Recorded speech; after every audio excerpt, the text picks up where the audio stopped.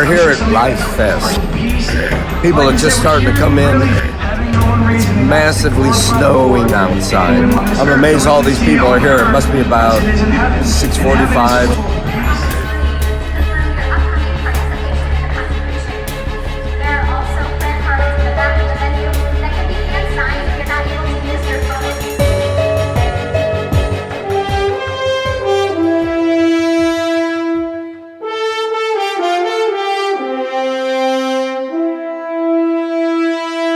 Here we are in Washington, D.C., and as you can see, the snow is falling, and it's a perfect day for marching. It's about 35 degrees. We have a snowstorm, but I think that the spirit is with us, so let's see how this goes.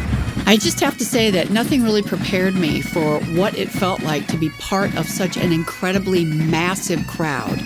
You get no sense of the massive numbers of people from the media, which is why we wanted to play this clip for people to get a sense of how huge this march was.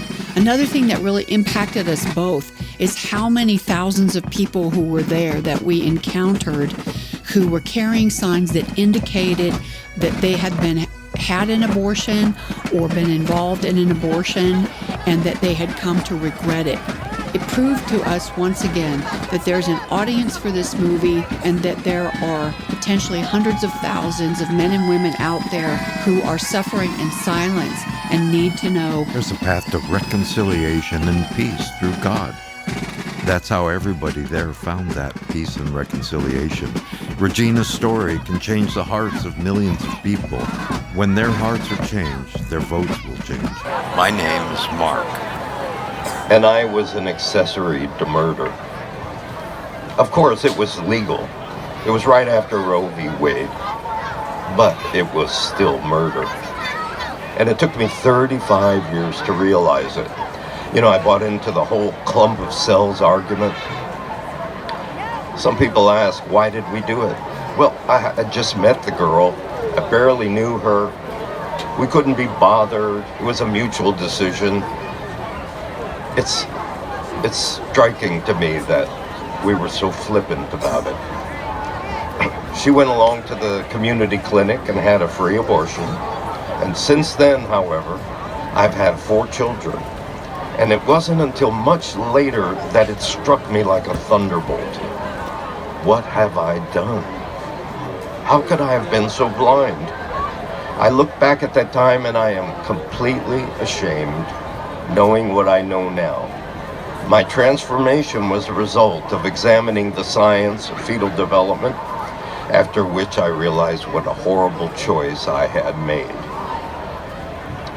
That was the beginning of my path to redemption. As I grew in faith, I realized I needed to repent and seek God's forgiveness. I realized that our abortion was an insult to God. I offended him deeply. Thankfully, God's grace is boundless and I am now forgiven. But this transformation has led me to the pro-life movement where I'm actively involved. The tens of millions of men who have been accessories to this crime against humanity need to know that there's a path to reconciliation and peace through God. And until they do reconcile, they will continue to vote for abortion. Anyway, that's why I am silent no more. So stay tuned, He Named Him Adam supporters. We are forging forward with more exciting news.